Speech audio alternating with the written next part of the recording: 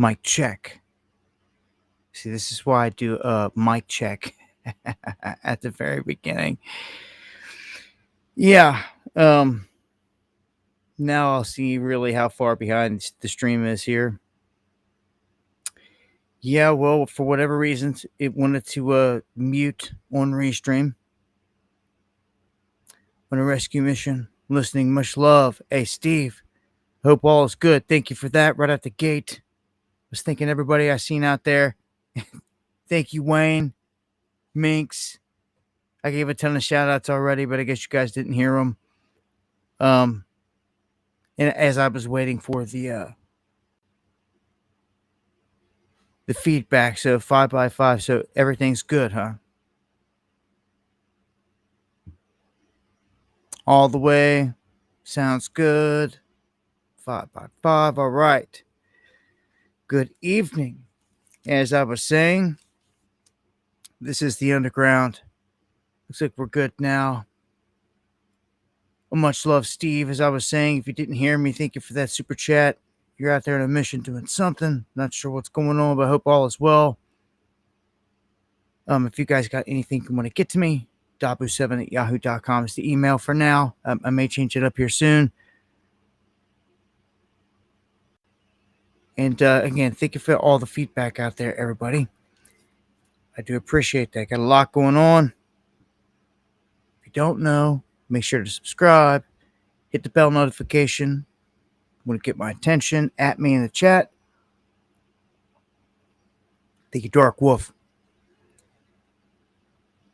Lucian House. Real dang. Amen. Much love to everybody out there. Checking in from all over. So I said I look down and see O-Reps, man. Up, brother, man. Get at me. They talk more often, man. Catch up more often, man. Been wondering what's going on with you, man. I was, well, I hate to say it, but, I was making a list of all the people I know that have passed away on me. And, R.I.P. to your pops, man. I do hold him up in my heart. And, yeah, man, it's just, I think it's been crazy for me lately. I don't know what it is. Maybe it's the helicopters buzzing around and the vehicles parked down, watching, and all this stuff. Maybe that has a little something to it. I don't know. Things just been odd and off with me. I'm like, man, I'm about to die. I've had that feeling myself. Like, is it about to come to an end? But I suppose if I was gonna die, it would have been today. A jackknife freaking tractor with a trailer going down a mountain and everything else. It was all by myself. Don't ask me how, but by the graces of God Almighty, He got me out of it. I just injured my arm and was able to get the whole thing. I was able to fix the whole situation by myself somehow. But it's been one of them days. I didn't know if I was going to make it. I was walking up the mountain. Which should be like 20-minute walk up a mountain. I was thinking to myself, man, I don't know if I'm going to make it live tonight. I didn't expect this. Expect to go jackknife damn trailer going down a mountain. Yeah. I'm good. That's what counts. I'm here. You all are here. And praise God, as Crystal said, that's right. The Most High in heaven. And man, I shared something today, I believe on my ex, that showed the monk talking about how energies come and go and resistance push and pull.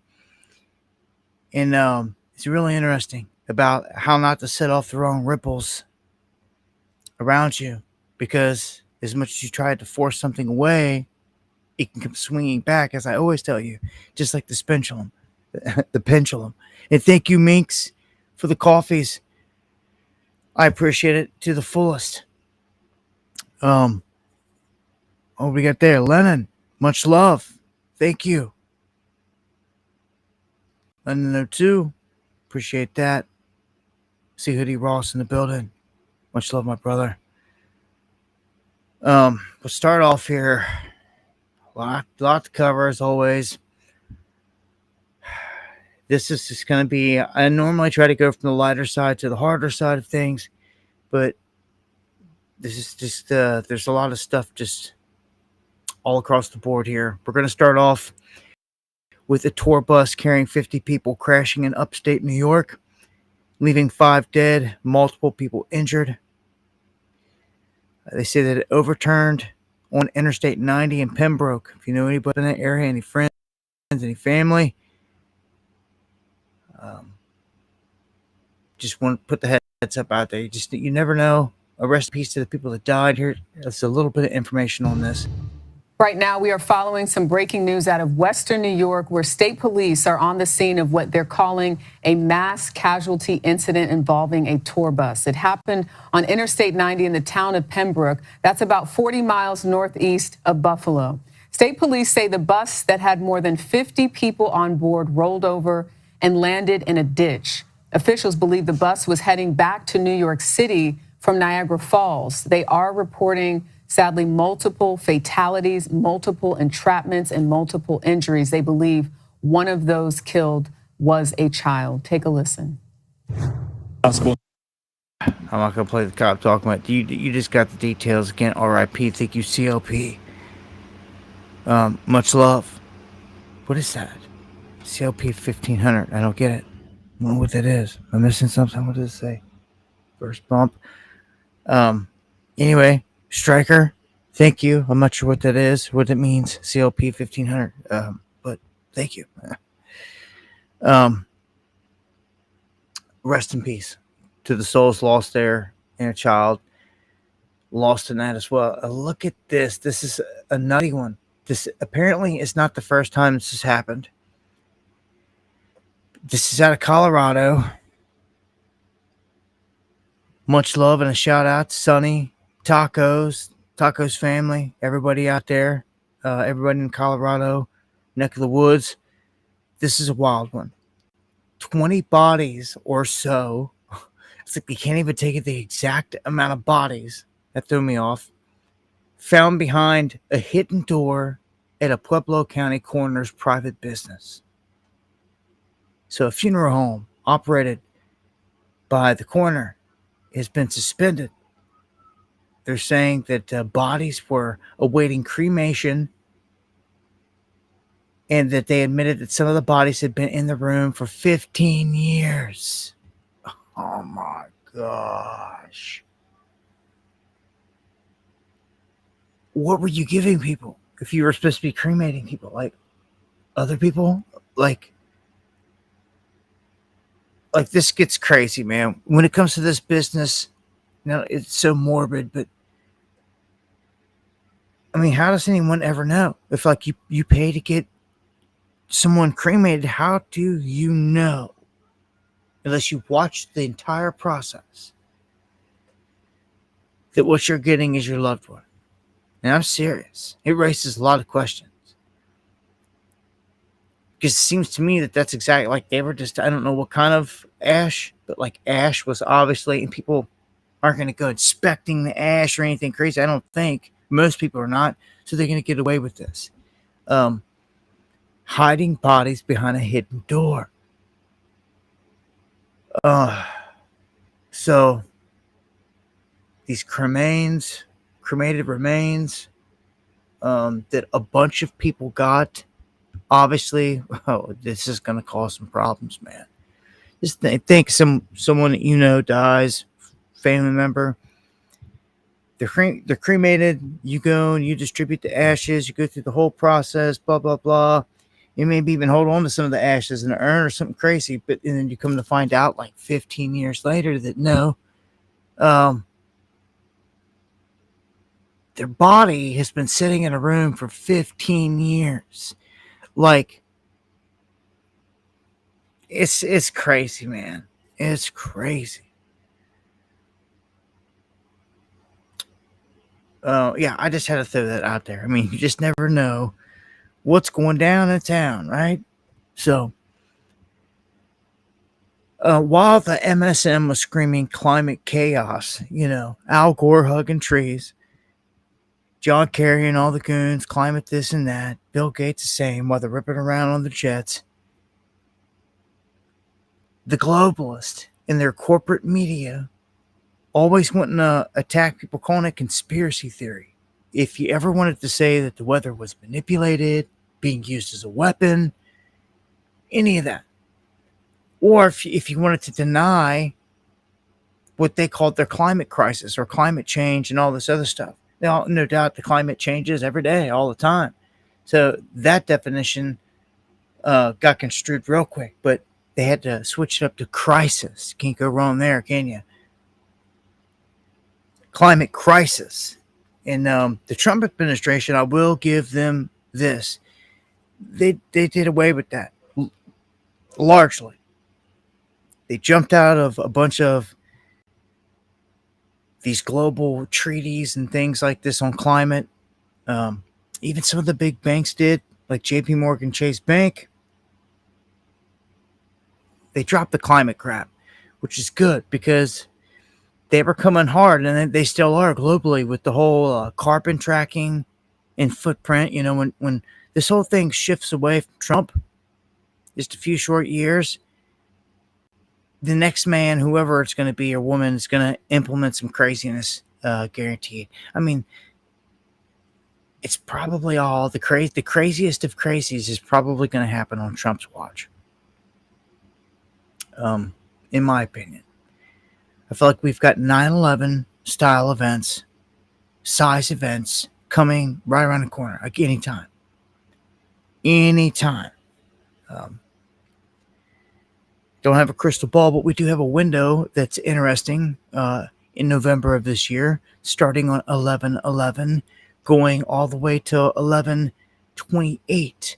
We have 4 planets in retrograde, which may not mean nothing to anyone else, but I went looking, curious, and after digging and looking and writing a bunch of stuff down, I started comparing, like, look, this one's in retrograde, that one's in retrograde, and I noticed we had like 4, and man, I don't know if it said Sirius or not, and I didn't count it. That would be 5. But I've got something on Sirius here tonight that's going to blow some people's minds. Like, we are on the cusp of big releases in terms of information.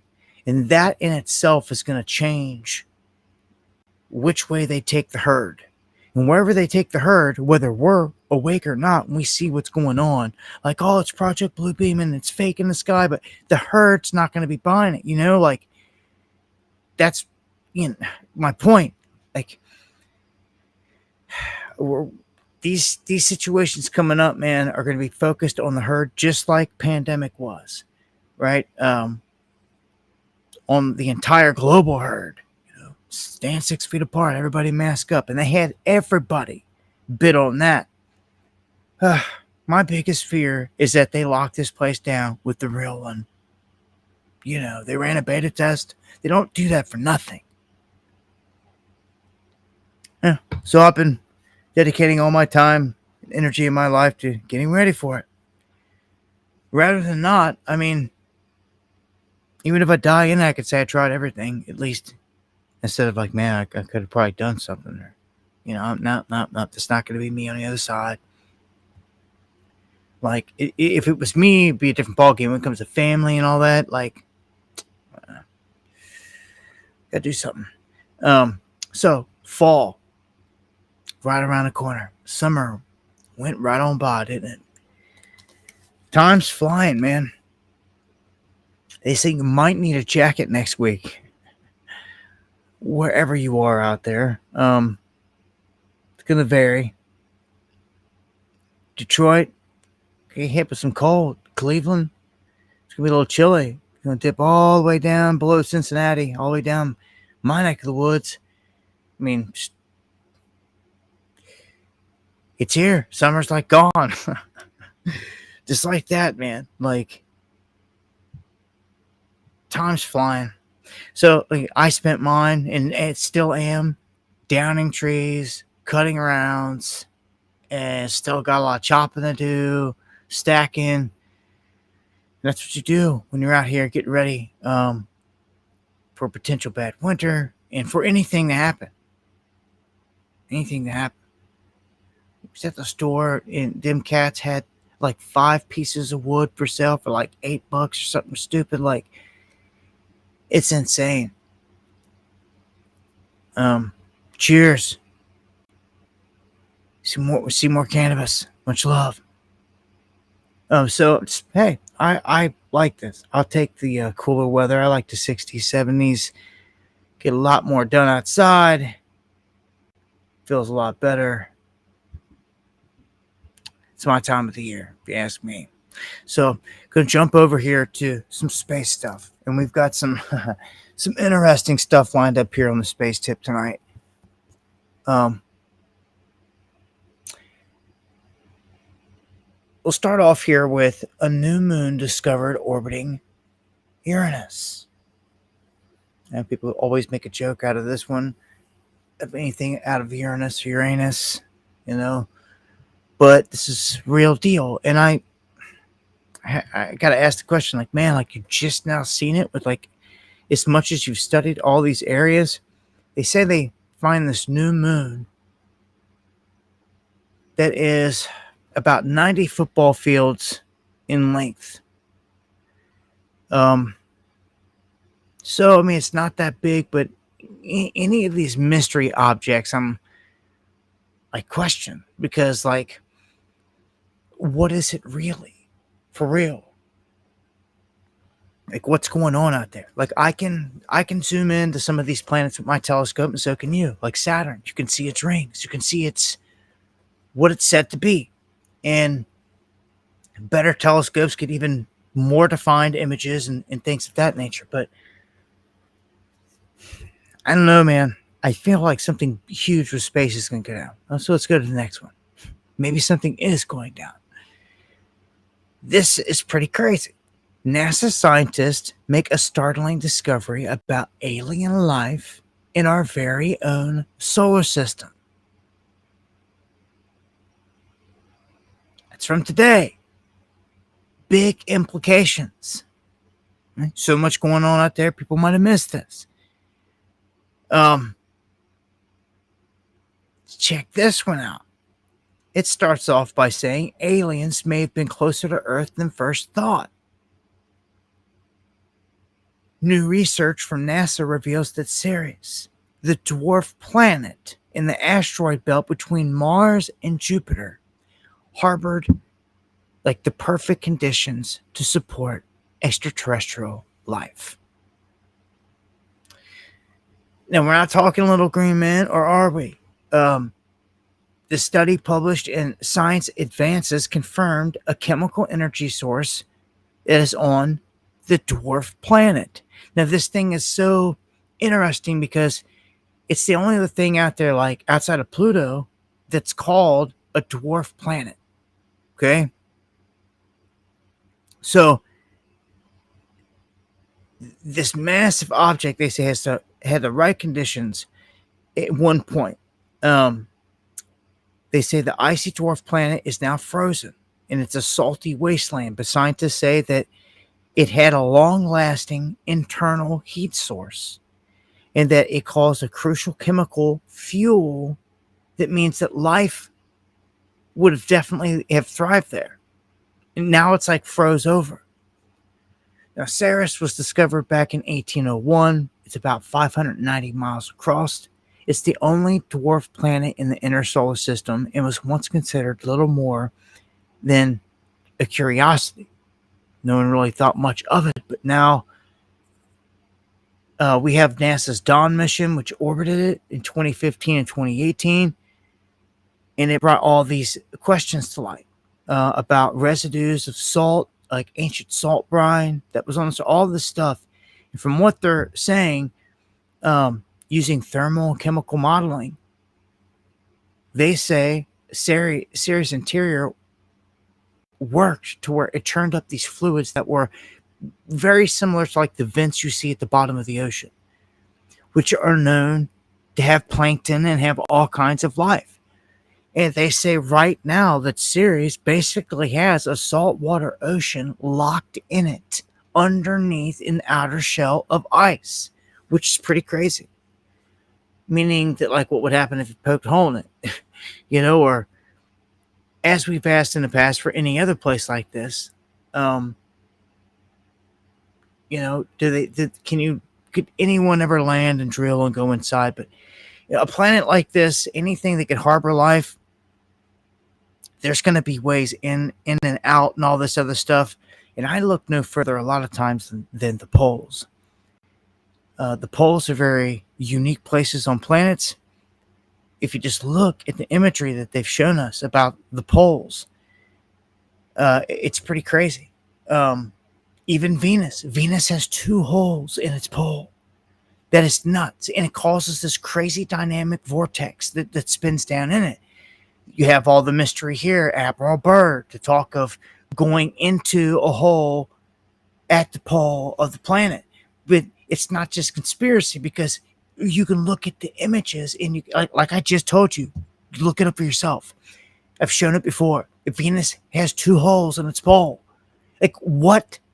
Like where does that go? Like it's not a mystery. It's like it's out there. You look at the poles on Jupiter. Look at the pole on Saturn.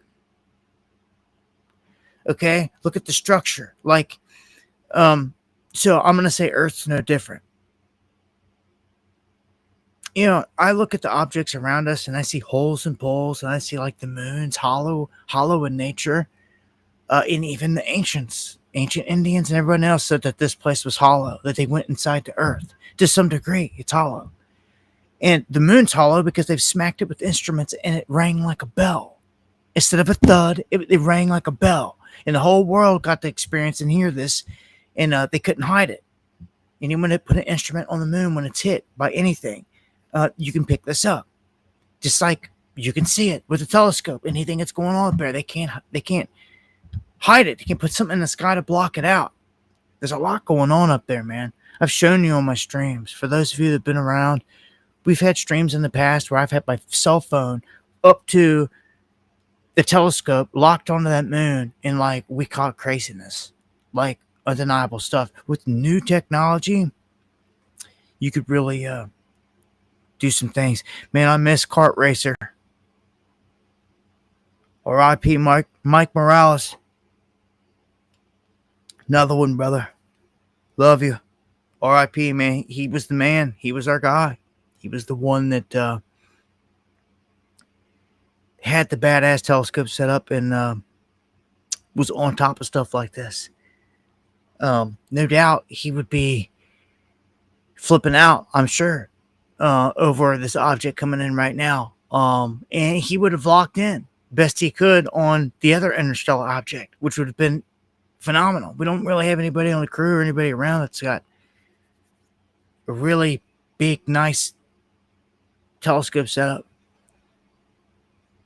Yeah. R.I.P. my brother. We keep the legend alive. So this brings me to Atlas. I do believe what we are looking at is like something that is completely abnormal. Okay? I'm going to start from scratch on this. This object is unlike anything we've ever seen. Okay? We've seen a lot of comets. Okay? The only reason that it carries the name Comet Atlas at all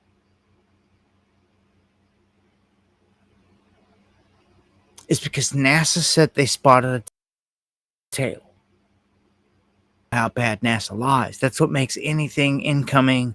You got to watch it for yourself the best you can, the populace, because they're going to lie through their teeth, and you just never know what's really going on. Like, I think back in the day when like Hale Bopp came through, like really what was it? Like that had all the structure of a comet when you look back at it and all the images, but that one dude was like, there's a UFO hiding behind it and blah, blah, blah. In the Heaven's Gate cult. Remember all that? And then when Ison came through, it had a defined shape on it that was just crazy. And you didn't know that till it got closer. You didn't know it till it got closer. Now, this thing could like maybe throw off some kind of tail if it gets a little closer, but as of right now, no one else, not one single other astronomer, has said that they have spotted a tail on this thing. And they're all kind of saying, then how did NASA? Like, why is NASA saying they spotted a tail? Like, show us the proof. And there is no proof. They haven't given any proof. There's no image for me to show you. Or they would have put, like, you'd be on the screen. You would have seen it by now in all this. It was just hearsay. So when a comet comes through our neck of the woods, number one, it's affected by the gravitational pull of the sun. Anything that comes into our solar system is affected by the gravitational pull of that sun. Any comet comes in toward the sun, it rounds and goes what they call perihelion, close approach to the sun. And if it doesn't break up in the mix of all this, it comes out on the other side and continues on its journey. And that's how it works. Okay. And they all come out of specific areas where large bodies of rocks in space are known, like Kreuts and the asteroid belts and things like that. Now, there's the orbital plane, there's the ecliptic plane that's going on out there. Okay. When a comet gets close to the sun and you look up in the sky and you see the comet and it's got its tail and it looks beautiful and it's all lit up. When it gets close to the sun, it starts to kick off a secondary tail, an ionized tail. Okay, so you'll literally have like two tails popping off of a traditional, normal comet when it comes around the sun. Okay, this is how it works. The big fuzziness that you see often associated with a comet is outgassing and all this stuff from the comet itself. From outgassing is how they put it. And this creates a dust type of halo around it. But the light coming off of a comet is all even across the whole board because it's all reflecting the light from the sun in the solar system that it's heading toward. This is why it grows brighter as it gets closer to it. Okay. Now,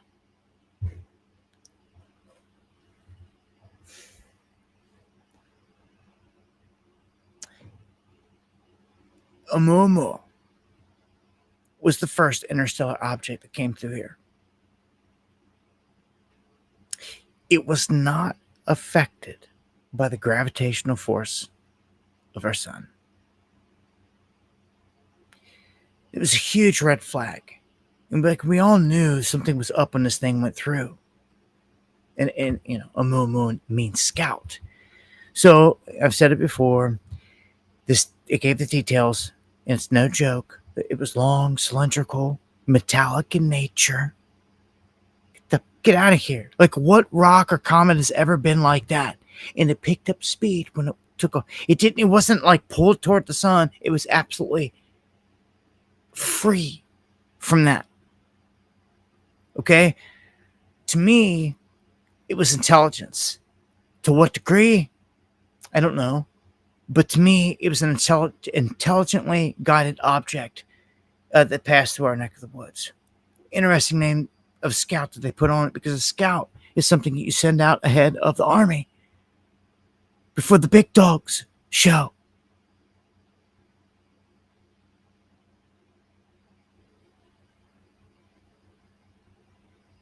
And now we've got the biggest object we've ever seen cruising at the fastest speed we've ever seen, heading into our solar system, diving down off the ecliptic, coming in at an angle to where now they've changed it. It has a probability of being natural. The probability is now 0.005%. Totally unnatural. There's no way they say that this thing, where it's coming from, dropping down in its trajectory to go right past Mars within 1 AU. to go behind the sun where we can't see it, and to pass within 1 AU to the next, to Venus and Jupiter. It's almost it's insane. It's mind blowing. As close as this thing is going to come, like you would have had to have like this trajectory is like a sweet spot, sweet route. Like you could have not picked a better timing to roll through and buzz all these planets within 1 AU and stay hidden from us, literally behind the sun. It's pretty crazy. This seems like it's intelligently controlled. So now let's jump to the bigger thing. The biggest thing. There seems to be an artificial light on the front of this thing. If anybody cares, it's not a conspiracy. It's the real deal. Again, comets have never been known to do this. Never. They've never observed not one comet that's giving off this much light. It's like it's coming from an internal source. And comets don't behave that way. That's not like, this is peculiar. Everything is off about it. Everything that you can imagine. The way that it dropped down into our system, the route that it's going to take already, the speed, the size, the way it's lit up with like a headlight at the front. It's all unnatural. It's all unnatural. Okay, so, dude, I don't know about you, but like, this is pretty cool. Like, I don't care. Like, you're gonna come here and kill us all? Like, just wipe the place out already. Like, I don't live in fear. Like, I died today, tomorrow it's whatever, right? You go all out, live to the fullest, do the best you can. Like, you can't live in fear. That's for dang sure. So this is very interesting to me. Is it the good guys? I mean, with so many bad guys here locked in this prison, well, I'm not going to rule out that it could be benevolent, that it cannot be something good. Because it seems like the universe is keeping lower frequencies locked in bubbles, and this is one of them. Until you earn your way out of this realm by mastering all the things around you, you're stuck here. You know, I was looking at some interesting stuff here earlier about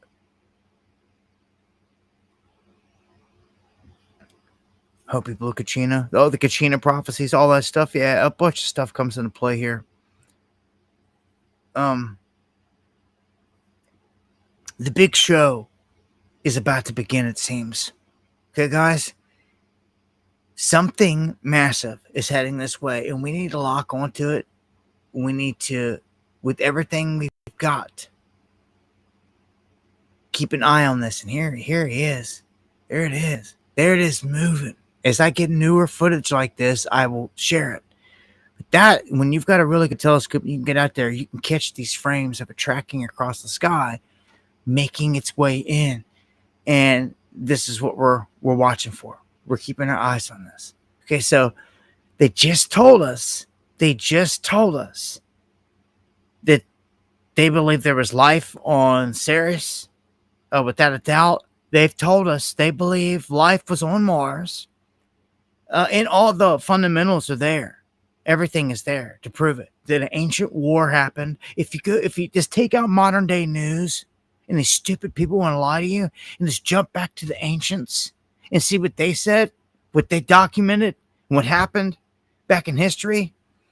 Whatever they say. They've said all types of stuff about the Vimana, the space stuff, wars that have happened here, Mohenjo-Daro, all these places, man. And it spoke of high technology, advanced aircraft, all this stuff. And I believe it's happened here. I believe we're lied to, largely. Hell, there could be a hall of records underneath that Sphinx. Are they ever going to tell us? Like, no. Like, they're going to play the people for eternity until one day they've had enough and they rise and they truly overthrow an area, overthrow all the tyrannical, corrupted government. Don't let us a freaking one of the pigs in, and they lock it down. Called they're gonna get drone struck. They're gonna get the beast is gonna turn on them. Like I don't know how anyone thinks they're gonna stop this. Gaddafi could not even stop it with his war chest and all of his money and all of his soldiers in Africa. They killed him in the streets. He had the best chance of anyone in my lifetime. He sure did. He was that big of a threat. They went in and killed him. We had to witness it. R.I.P. Gaddafi. Just like John McAfee. Just like all the rioters out there that they picked off. That the beast picked off. These people were rioting against the beast. See, when I was younger and I seen clips of Gaddafi, I never understood it. You know, they would try to smear him and this and that, but now I fully understand because I've spent years and years and years and years and years covering this whole thing. And I covered the whole Libyan war all the way down to the day they killed him. It pissed me off so bad. It pissed me off so bad. It still does. But everyday people don't care. They just don't care. That's why I say, bring it. If these are the good guys, come wipe this place out already. Like, I'm sick of it. I'm sick of every day the evil everywhere. Evil minions, dark-sided people. It's everywhere. Every day, everywhere. I'm sick of it.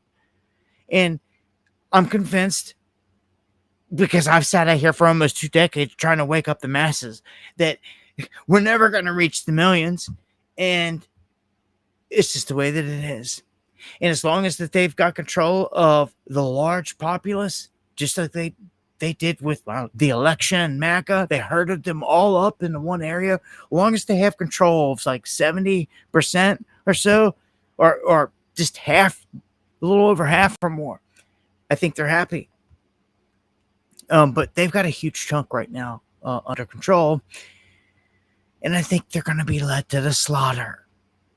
I'd rather ride it out, surviving off the land and defending till the end versus bowing down to this beast, being sold out.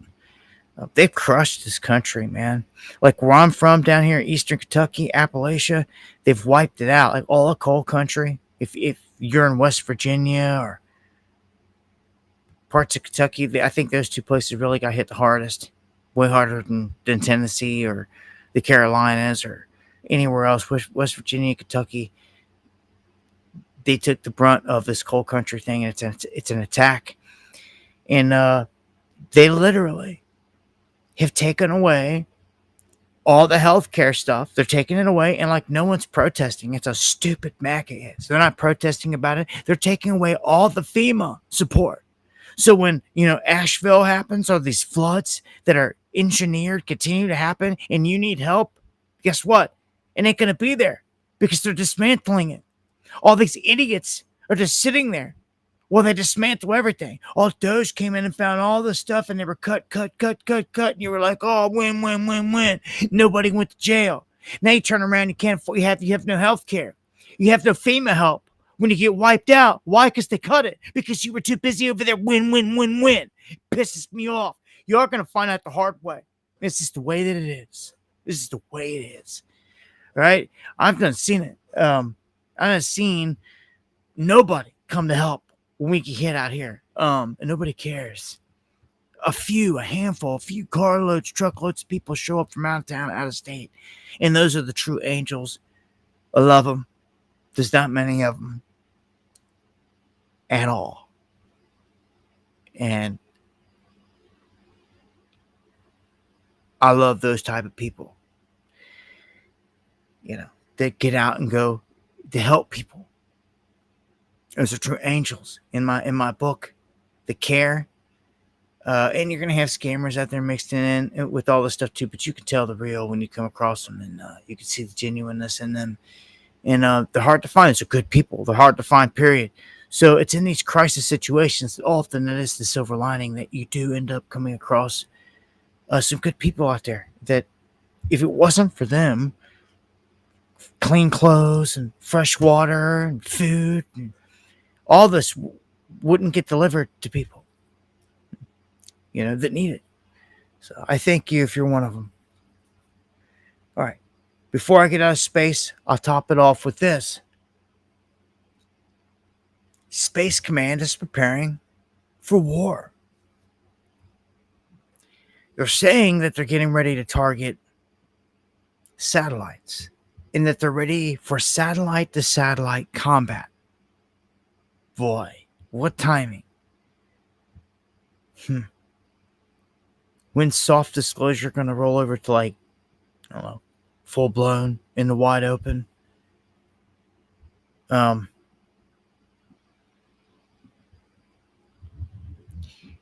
It'd be crazy is if one day they came on TV in front of everybody with, like, very familiar faces of people that were, like, out there, and they were like, well, so that everybody knows, like, this person right here that you think that you've always, called whoever, Oprah Winfrey, Oprah, or whatever, just to pick one, she's actually, like, non-human. And, like, they told you this. And, like, they look just like us. But they have different characters, and they start to explain these things. Would people just be accepting because they already love Oprah? I think that'd be very damaging. And almost like a Trump thing. Like, if they came out and said, well, but Trump's not even human right now. Like, his whole base would just accept it, right? They don't ask a question about anything else. I'm for real.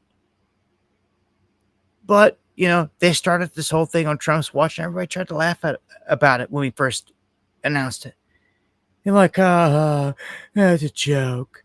Like, Space Force is not a joke. People are snickering, laughing, like you're just degenerate as it gets. Like, it's real. It's a military branch. It's full blown, got insignias and badges and everything else, and it's a full blown operation. I'm gonna tell you right now. I sit here at night when you walk outside out here in the middle of nowhere and you look up and you can see the Milky Way and you can see everything. I see objects traversing the sky at what I would rate medium fast speed. It's an aircraft. There's no, this thing is out there. It's so out there. You could just tell. You could barely see it pick up, and it's out like subspace. These objects are. There's no flashing lights on. There's nothing like that. It's like one big dimmer light that I can see way out there, going pretty quick across the sky, but not as quick as like a fireball or a streak or anything like that. I'm talking like it's in the sky the whole time. You can lock onto it like an aircraft and track it across the sky.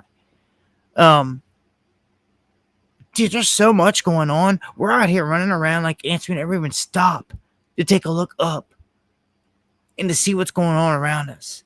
Like, I put out an image today. They admitted they put out these images. Let me see if I got it. They admit there are objects out in space that they cannot explain. And I told you this. I got footage on my channel of objects the size of like Jupiter feeding off the sun, like tethered to it. Black. It's a black, dark object. And the only reason I found it is because I was going through NASA's archives years and years and years ago, and I found it. And I'm telling you what's crazy is since then, years have passed. This object is returned. Other people got videos on it. I've done the videos on them, updates. It's like 2 or 3 times it's returned. Massive dark object feeding off the sun. Almost like the sun's a gas station. It's tethered to it. And when it pulls away, the tether snaps. And it's almost like a filament on the sun. It recoils back to the sun. The other part recoils back to the object. And the object is all you could ever see is the edge of it anyway. It just it pulls away and into the darkness. It's not lit up. There's no light. There's no reflectiveness. You could almost not even tell it was there if these SD cameras weren't so fine-tuned and right up on the sun. And when you're filming right up to the edge of the sun and something comes right up to it, you're going to catch it, even if it's all blacked out, okay? Which is what this object was. Now, this object right here, these objects, what does this say? The James Webb Telescope has discovered Jupiter-sized objects in space that float freely and are not gravitationally attached to any stars. Not like in our solar system, I'm just saying, just out there in the whole universe. They've got these things and they can't explain them. That's wild. Look at this thing. I mean, look at them. A ball of light with like a black ring around it. It's got the same characteristics here. And they're saying this is the size of like Jupiter out there, not affected by any sun, any gravitational pull. Hey, Crown Jewels in the house, man, brother. Been wondering about you. I hope all is good. I've also got video footage of objects in broad daylight here on Earth, going in and out of the sun, messing with the sun, way up there. And they're not birds, they're not planes, they're not bugs. Some people out there are just absolutely retarded. We show them we show them Soho's footage, and they say the same thing. They call those are bugs. I'm like, this camera is in space, right? In a gravity well, right? Bugs, right? It's life. You're right about one thing. It's life. It's not the life you're trying to give it because you're so small-minded. The small-minded ignorance, the stupidity of people in this world is what gets us all killed. It's what pisses me off so bad. It's the people around you, the stupidity of these people. It's going to get us killed.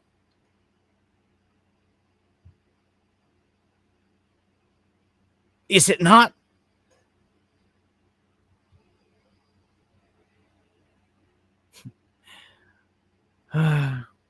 Or your government drone striking you. Take a pick. All right, here's a positive. Try to throw the positives in there, where I can. This is a cool one. And this is kind of crazy. Imagine if we could use some of this technology that they discovered 150 years ago. But, like they do with Tesla tech. They'll knock somebody off or they'll steal it. And they'll hide it. Well, this is cool. They are talking, and I've talked about something similar in the past, but this is like the real deal. There's these tiny little objects that are made from black and white that have veins in them. And this all has to do with physics. And when they heat up underneath, of course, the dark spots are going to distribute heat. And what they're doing is they're making these air cells that can absorb the sun, and they can levitate, they can float. They've shown it, and they can fly all the way up into subspace.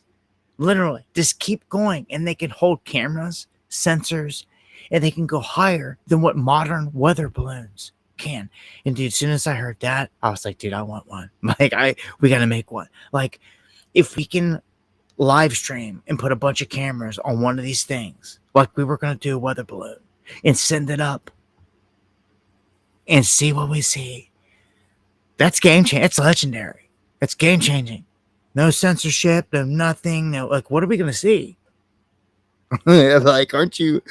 It gets me excited. Like, if I had the means, I'd do all these things, man. But, like, I'm a poor white boy from the mountains. Swear to you, like, if God was to bless me and anything was to change, like, you would see something happen.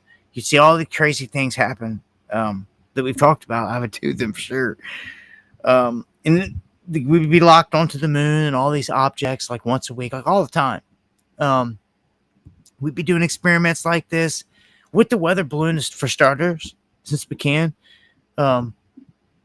Can't get our hands on this technology yet, even though it's been around for 150 years.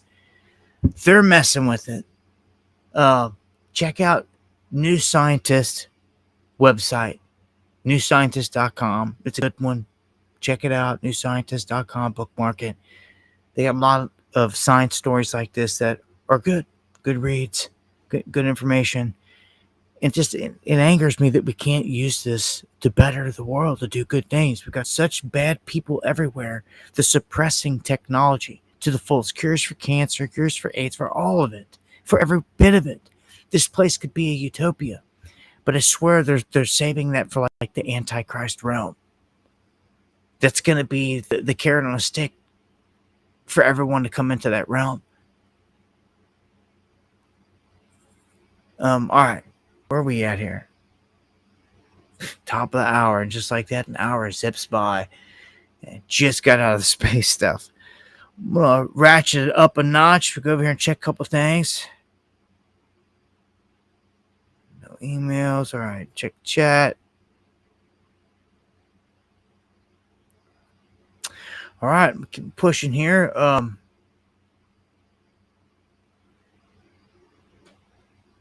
And for anybody that's just now joining us, make sure to hit that subscribe button for sure.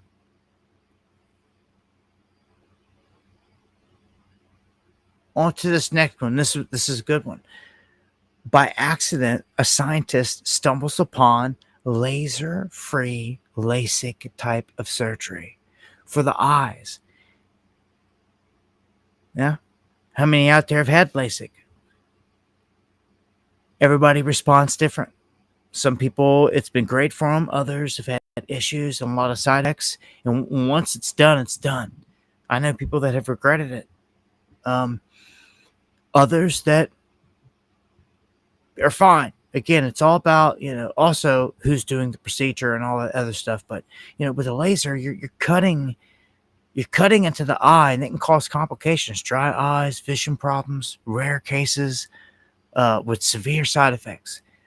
But this doctor accidentally was heating up, or was trying to send energy into cartilage, and he sent too much, thinking that it was gonna fry it, and then to find out was that when they used too little of a current in this experiment, it helped regenerate the area, which is what they were ultimately looking for. But it did it without what they thought, like frying it, burning it, or having to cut into it to do anything like that. So kind of like out of nowhere. I mean, if you can find something like this to help people, great. Healing the blind, and it's less invasive. Something to think about. Also, a new Gallup poll shows 54% of the U.S. drink alcohol. That's down. They say it's the lowest level in a 90-year survey history. Yeah, that's crazy. Drinking had remained at or above 60% for decades, but dropped to 58% in 2024 before hitting this year's record low.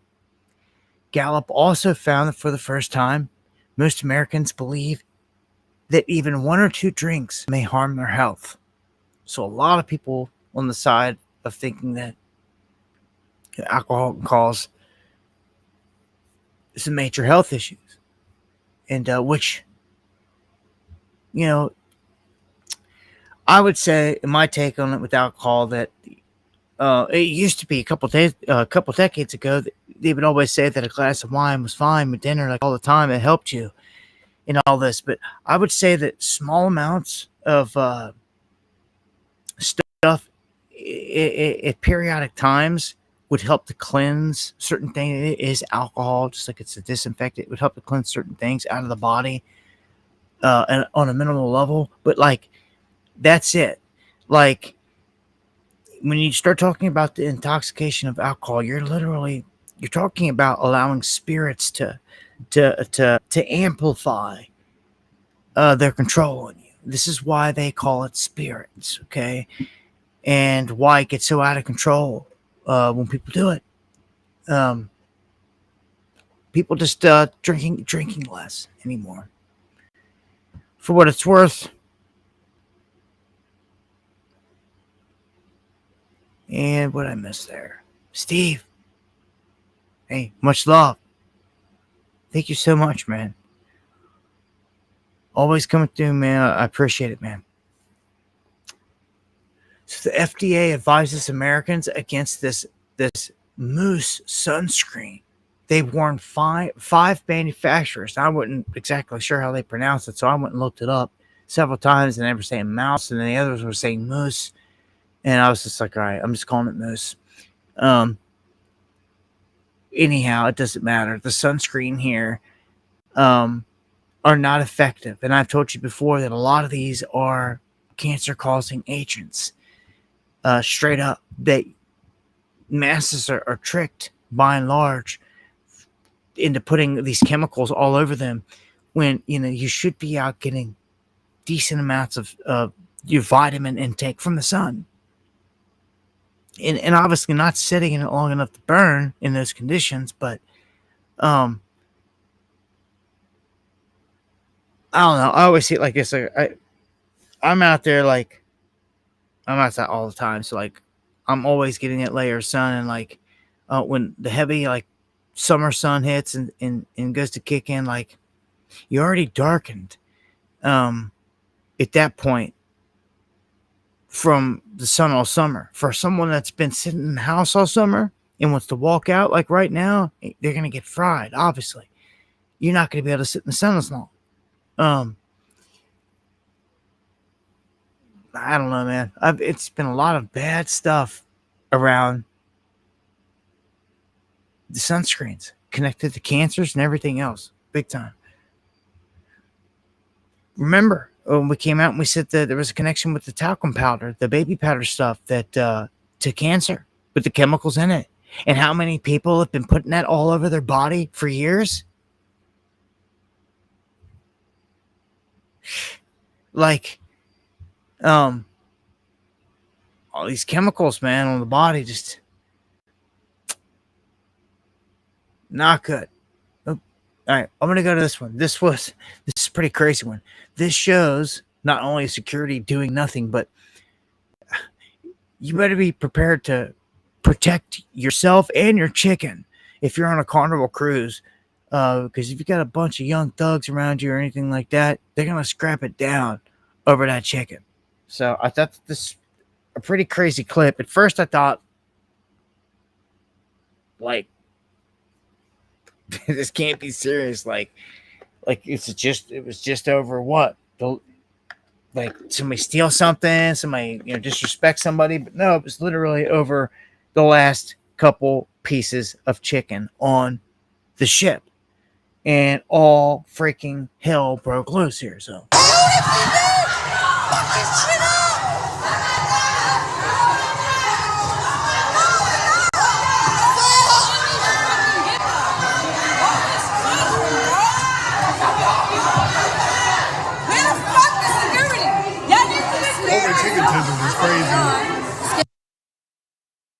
see, brother's like, over chicken tenders. This is crazy.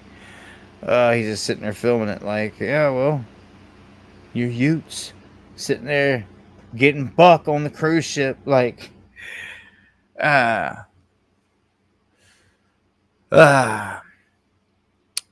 well, let's jump to LA, where authorities busted a multi-million-dollar LA area cargo theft ring. And you may recall, like, I see this going across country because the theft is cross country. It's like an international thing. It just is. Remember when I showed you all the guys outside of Chicago robbing the trains in broad daylight, robbing the trains outside of Chicago? Like, they're still doing it left and right. They're doing it down here in LA. It's organized. So, they're saying that there's a storefront that was actually taking all these goods worth millions and selling them. So they had teams that were going out and they were stealing the train's cargo. You're talking a total of $4.5 million in stolen property, including power tools, appliances, electric bikes, everything you can think of. And they're getting taken to this shop. Now, I don't know how they thought they were going to get away with this forever. someone wasn't going to buy something from there and like something be suspected or something somehow with this much stuff getting stolen. So at least they've busted these guys. This is one group. I'll tell you, there's probably way more groups out there. And speaking of Chicago, they're not happy about this building they put up for Obama. It's called the Obama Presidential Center. Some calling it a monstrosity. That it's taken way too long, it's way over budget, and it's way ugly. I thought it was kind of funny, but I mean, it's what you get when you let Barack or his supporters get their way here. So, I mean, I'll let you hear from a local. It looks like a big piece of rock, kind of right in the middle of what used to be Jackson Park, full of like lush flowers, trees, and just beautiful. And all of a sudden, here you got this big monstrosity. It's over budget. It took way too long to build, and it's ugly. Tell us how you really feel. Well, I'll tell you how I feel about AI. I hate it. And I've warned you about the robots, warned you about the oversight, all these companies and places that are going to be using it, replacing people, jobs, all this stuff. Turning your city into basically, Eagle Eye in like Minority Report. It's all in one. It's scary.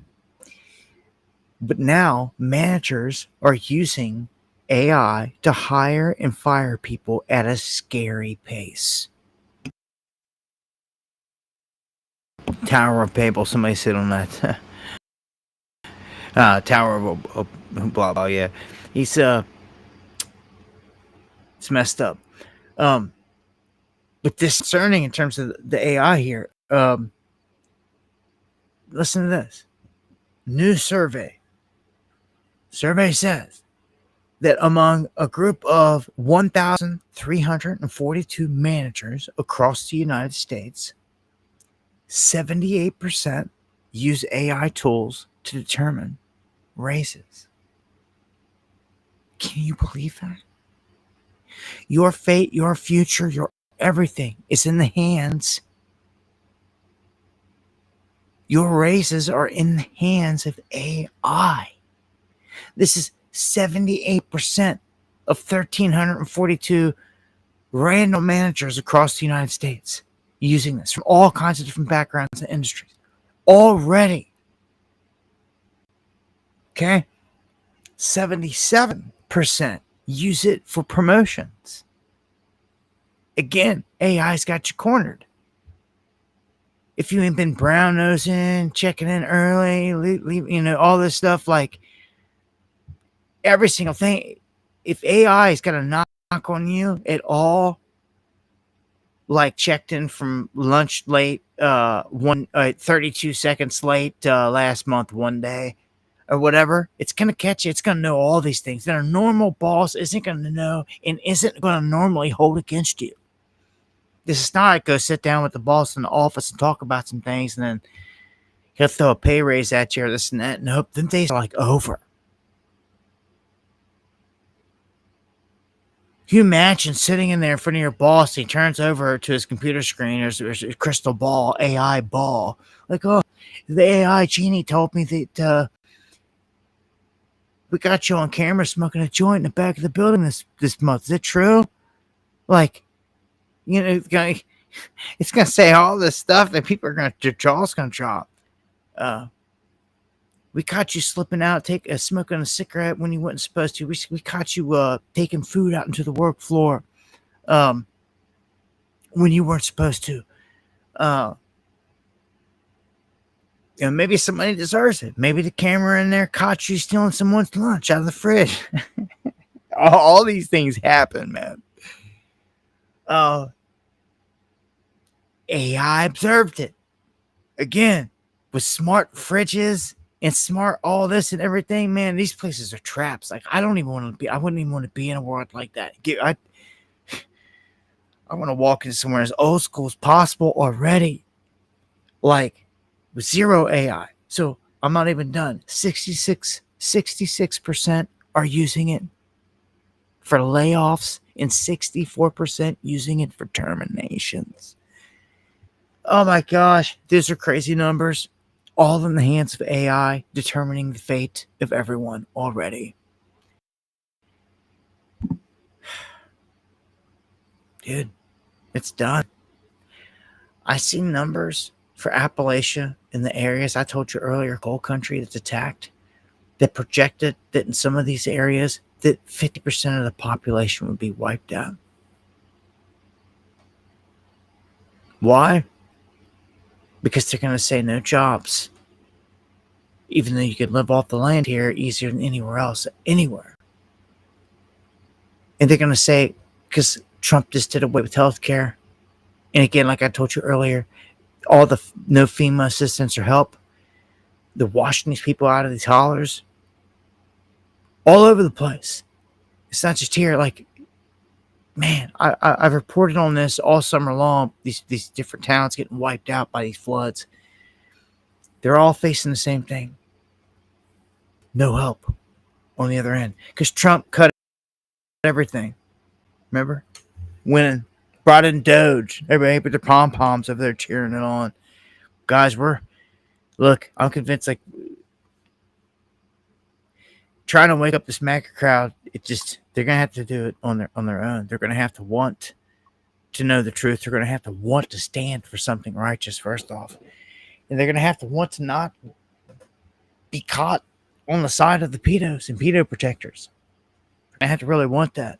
I don't know. Maybe they'll find out the hard way, when they can't get into a doctor or they can't do this and get Medicaid. They can't do that because nothing's covering it anymore because of Trump cuts. Then what are you going to say? Everybody out there talking in the lobby, been talking Trump up all this time, but then now a doctor in the back room sitting there saying, this is on your man, it's on your boy, Orange Man, Gentile Messiah. Yep. It's on him here. Then what?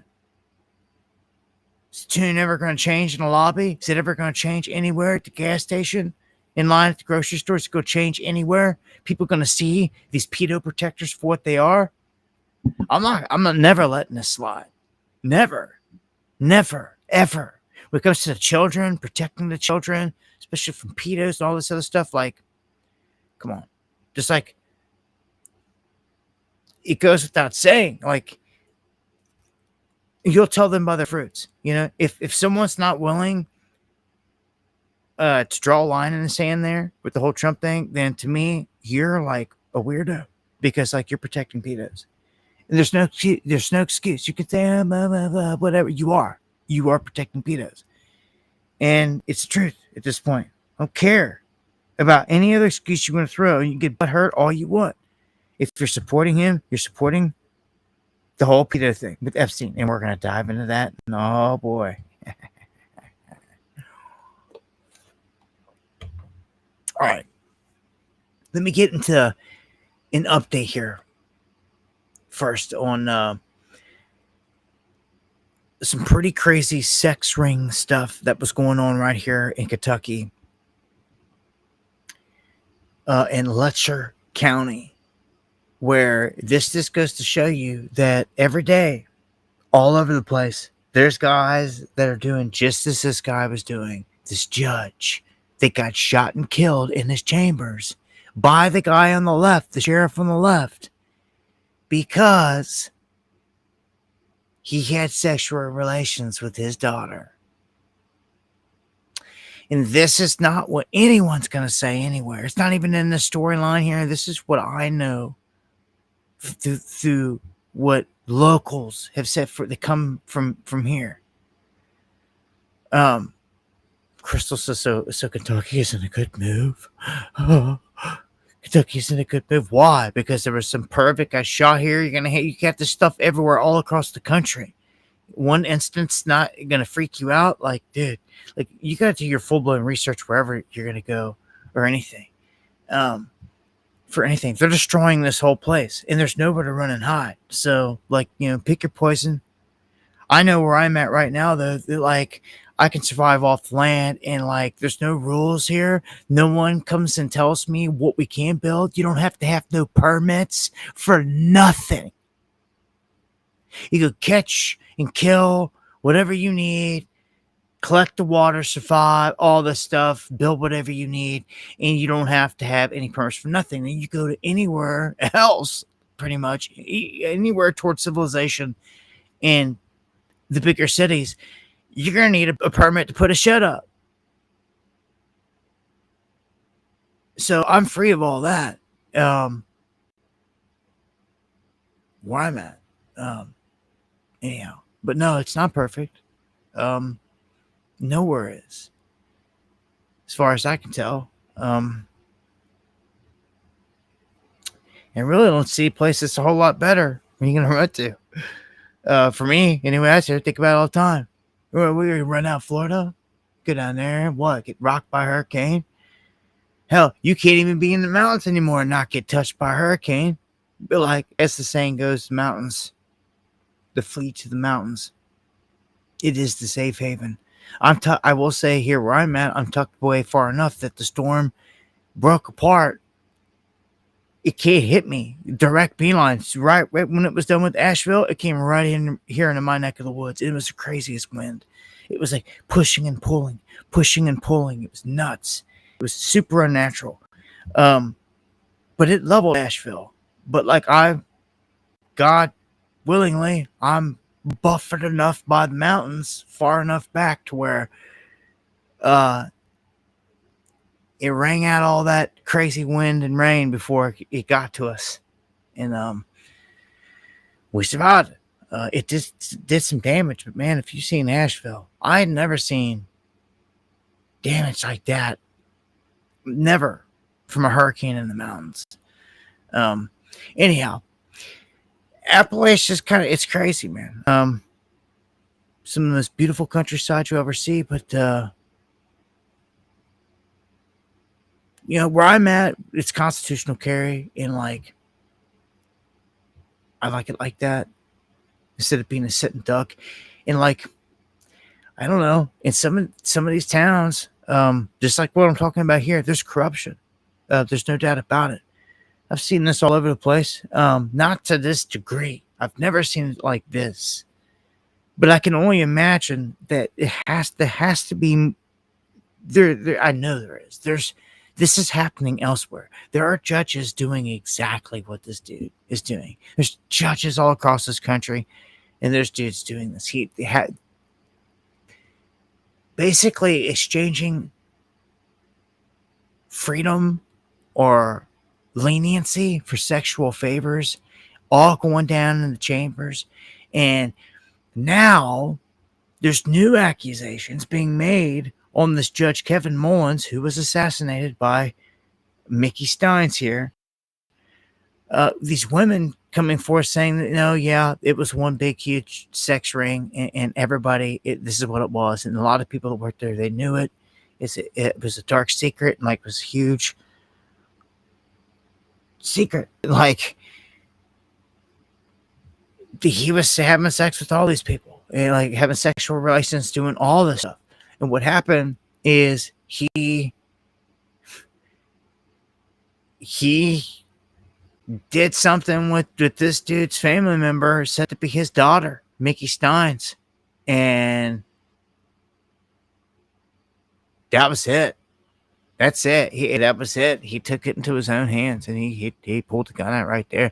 And how he caught him is they were at lunch, and he acted like he needed to use a phone to call his daughter. And when he did, he acted like his phone didn't work, and he needed to use the judge's phone to make a phone call. And when he went to dial it, he seen that it was in the log, and he lied to him. And he knew right then when he lied to him that because I guess the conversation went that like, I'd never talked to your daughter before ever in my life, blah blah blah. I never even spoke to her or nothing. But then when he had the phone, he dialed, and there was the number, and like he stood up and he was just like, I already know. He knew something anyway. Like he suspected. He already knew something.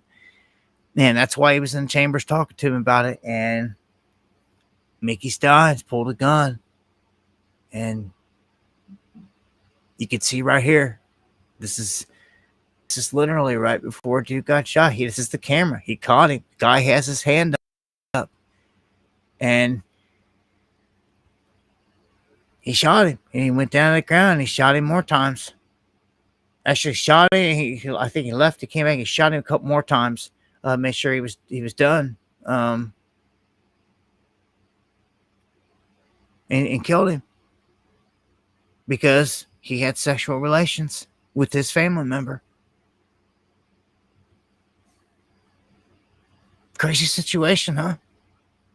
So now, I mean, it's crazy. This guy made his own choice and did his own thing, but I ask everybody to sit there and think about it, though. Think about if tonight you find out that anyone next to you raped or took advantage of or had sexual relations with a family member of yours in this situation. Like, it's a wild one. I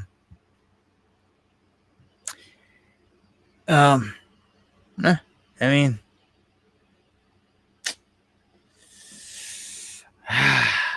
just a crazy one right there. So check this out. We've got a rogue leftist group creating a target list of Trump-linked billionaires. And they're distributing this to their foot soldiers. Now, I don't see who here has been targeted yet, but they've got this full list. It's got Musk on it, Antonio Gracias, Alex Karp, Peter Thiel, and just this whole thing. And it's got information on them like this. They've gotten images from the front and the side to like a mugshot. Elon Musk, key threats, white supremacist ideology, market manipulation, anti-union and workers' rights, hostile government takeover, net worth $421.5 billion, world's richest man, age 54, state Texas. And it's so what's going to come of this? I don't know. It just seems like something is being set up here for their goons to try to do something. They want chaos, right? Let's dive into the Epstein stuff and just get into the rest of the major part of this stream here. I've got some other stuff here as well, but this is pretty big here. So Ghislaine Maxwell gave this deposition. It was recorded. We got the transcripts and we have the audio recording of herself, which I'm going to play for you here in just a second, where you can hear what she sounds like. You can hear her talking. And I'm not going to play everything because it's a lot. I'm going to play one little clip. One clip's like 15 minutes, and there's another and another and another. So I didn't get a chance to listen to all of them, but in it, for those that did, they cherry picked and they were like, there was a few things that she said in here. Ghislaine Maxwell says she does not believe Epstein killed himself.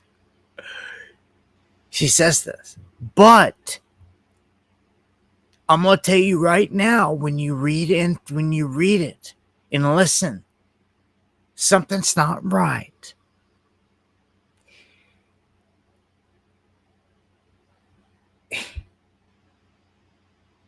She starts to go into a defensive mode in a posture of which tells me she's speaking on behalf of what was talked about off recording. Because this is critical, the way they paint this and roll this whole thing out with her. Okay? So she does. She's like, the truth comes out like rather quick. She couldn't hide it. Like, I don't believe he killed himself. Like, But then she goes on, she backtracks, and thank you, TNF. I don't know, bro. She backtracks and she's like, well, I don't believe he killed himself, but I don't think anybody outside of jail did it. Like nobody had a reason. And she starts to go into like cover-up mode, saying like no one would have a reason. And like if somebody had a reason, he'd have been an easy target outside of jail and all this stuff. And she goes on to say that people inside of jail could pay someone $25 to kill you in a heartbeat, which there's some truth to these things, but not fully. But that's the cop-out that she throws, deflecting away that it was like a government or any conspiracy or there's anything like that. And it's very suspect to me. It's very suspect to me. And then what does she do? She goes on to say, oh, no, Trump was an angel. He never did nothing.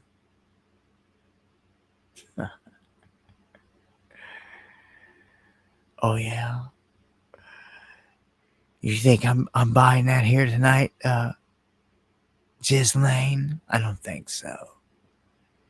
I don't think so. Not buying it.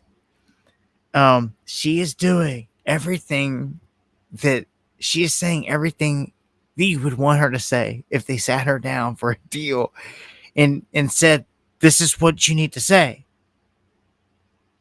She's doing it. She's doing every bit of it. She's clearing Trump's name first and foremost and all that. Trying to say that nobody outside should have had any reason to kill him.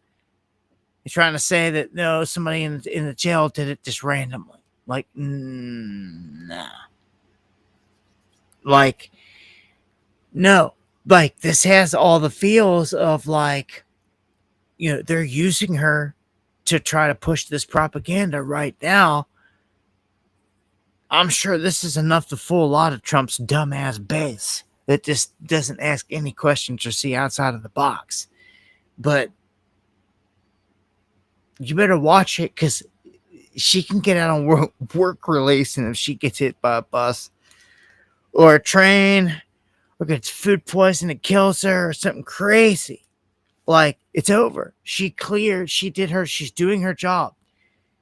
The only other big thing here would be for them to come out and say that she's innocent.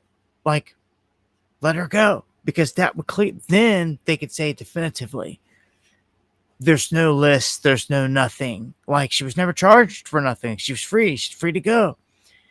She cut the deal of deals, what you would think, with the government. This is what Epstein did a long time ago. And look, he got out, was able to go free and run around for years. Okay, until they pulled his card. So I find this goes right down the lane that I felt, and I was telling you, man, about using her as a tool to clear them. That's exactly what happens here. Audio, she confirms Trump never acted inappropriately. Oh, really? Like I just, come on. Like I know Trump, man. Just look at that piece of work, man. This dude's a character. He's a piece of, this dude is older Trump, like in his 30s, 40s, and all that, coming up in this era, the whole Epstein era, the climax of all this. Dude, this is dirty dog, son. He earned that spot where he's sitting right now. He showed.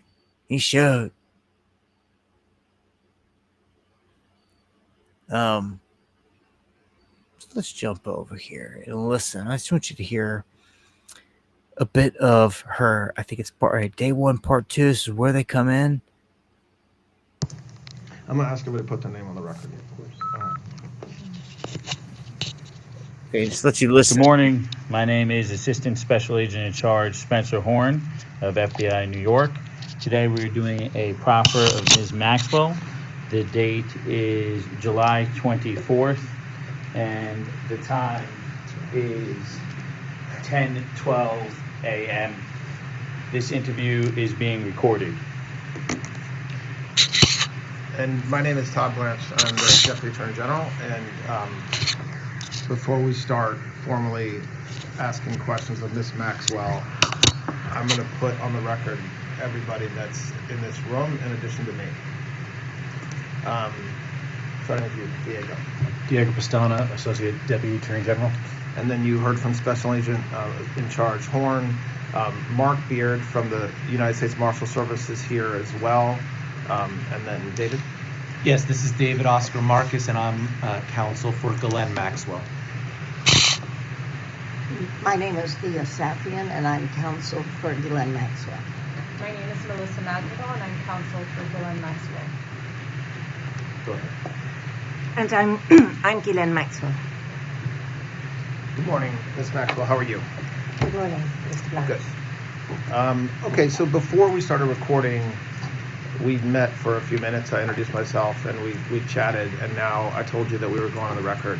And before we start asking questions, I know that you've been given by your lawyer a copy of what's called a proffer agreement. And I just want to spend 2 minutes making sure that you understand what governs our conversation today. The most important part of this agreement is that this isn't a cooperation agreement, meaning that by you meeting with us today, we're really just meeting. I'm not promising to do anything. I'm not promising to ask Judge Nathan or any of the judges that's been assigned to your case to do anything.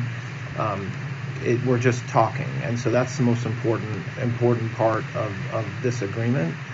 However, almost as important is the fact that what this agreement does for you is it gives you protection. So what it means is that the government cannot use what you say today against you, with some exceptions, which we'll talk about in a minute. But whatever you talk about today, you have what's called immunity. So that means that the words that you say today, we cannot use against you in a case in chief if we were ever to bring one. Okay? Thank you. There's exceptions to that. The most meaningful one of which is that if you say something today that's not true, that's a lie, we can bring a prosecution against you for what's called false statements. So I'm a federal officer. I have several officers here. The FBI is here, and if you lie to someone that's like me or like Special Agent Horn, it's a crime. So you have to be truthful. The other exception to this that doesn't necessarily apply directly to you, but if there ever was a retrial in your case, or if there ever was a criminal case, a future criminal case against you, and your lawyer or you said something different or took a position that's different than what you say today, we can then cross-examine you or witness based upon what you say today.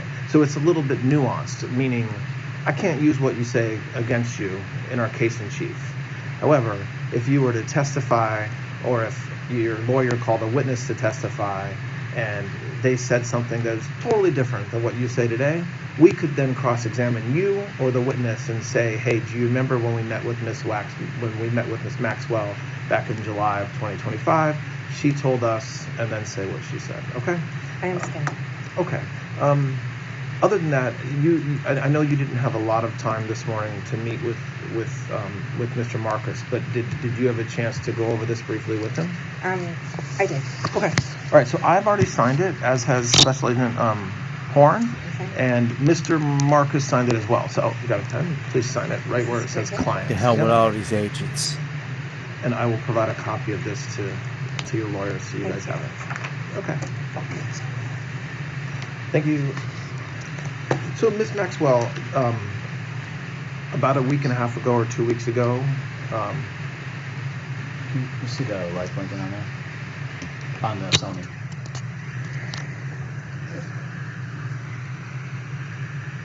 yeah, there it is. Okay, we're just confirming that it works, and it does. Ms. Maxwell, I guess about a week and a half or 2 weeks ago, Mr. Marcus reached out to me and said that you wanted to speak with somebody from the government about not only your case, but about everything that's been in the media and that's been publicized about Mr. Epstein in your case. That is true, and I did speak to him, and I did ask him if did tell him that I would be very keen to talk to anyone, because no one from the government at any time ever since the inception of the case, so dating back to the early 2000s, has ever spoken to me, and indeed I believe ever reached out to me at any time to even speak to me, and that includes up to when I was indicted and prosecuted. I believe that, or I understand, I should say rather, that my attorneys at the time did tell the government that I wanted to speak to them, because I was very keen to meet with anyone so that I could tell or have them ask me any question. I've never had any problem to speak to anybody, and I offered myself, and I kept asking if they would meet with me so that I could talk to them, and for whatever reason, that was not happening. Okay. I have questions that I want to ask you, but I'm not. If there's a question that I'm not asking that you think should be asked, I invite you to volunteer. Same thing goes to your lawyers. Just to start a little bit, very briefly, can you talk about when you first met Mr. Epstein? I know that goes back a while, and just very generally talk about your relationship with Mr. Epstein from the time you met him all the way up until his death. I met Mr. Epstein in 1991.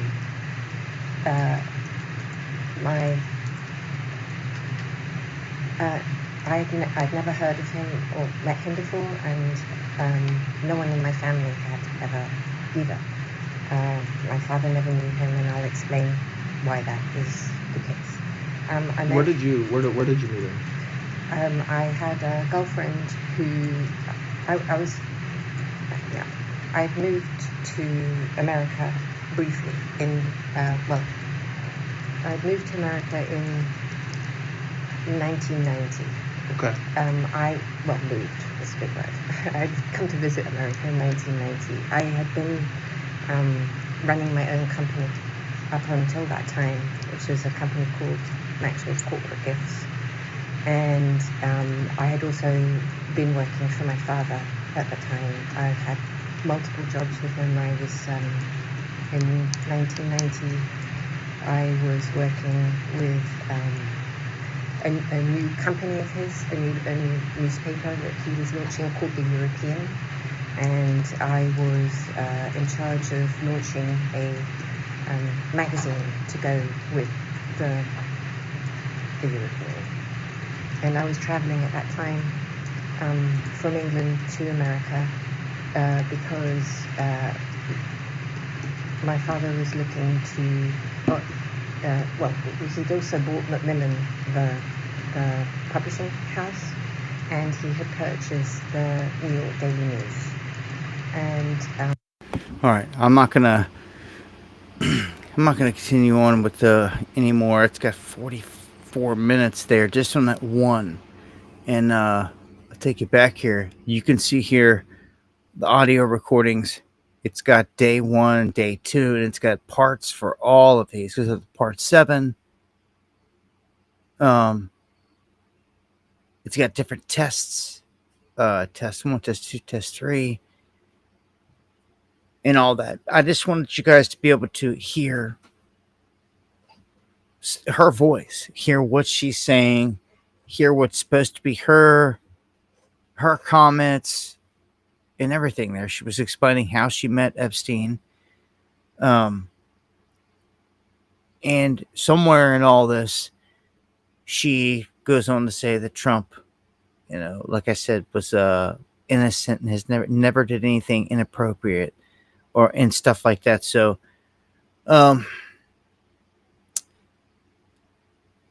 that's where we sit with this whole thing.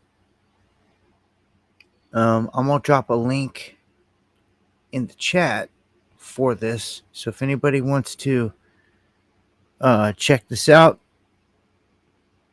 get ready.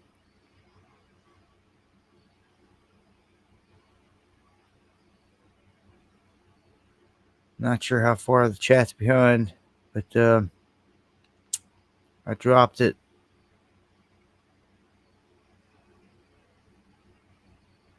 And touch on a few other things here before we get to the end here. If you guys missed it, we have John Bolton getting raided today by the FBI, which is a pretty curious move. Is this just for optics, just to try to show like they did all this? Like, I mean, is he going to get any trouble, or is it just again for show? They did this with Biden, I believe, Biden's garage. They did this with Trump in Mar-a-Lago, and I guess they're saying that they're trying to say that he's got classified stuff. So they showed up at his house, went in. They also went to his office.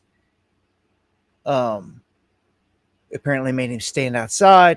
But Trump tries to act like he didn't know nothing about it. I don't buy that. I don't buy none of that. I think it's a lie. I just kind of feel off of him. But here, I'm going to play this clip and then one more. No, I don't know about it. I saw it on television this morning. I'm not a fan of John Bolton. He's a real sort of a lowlife.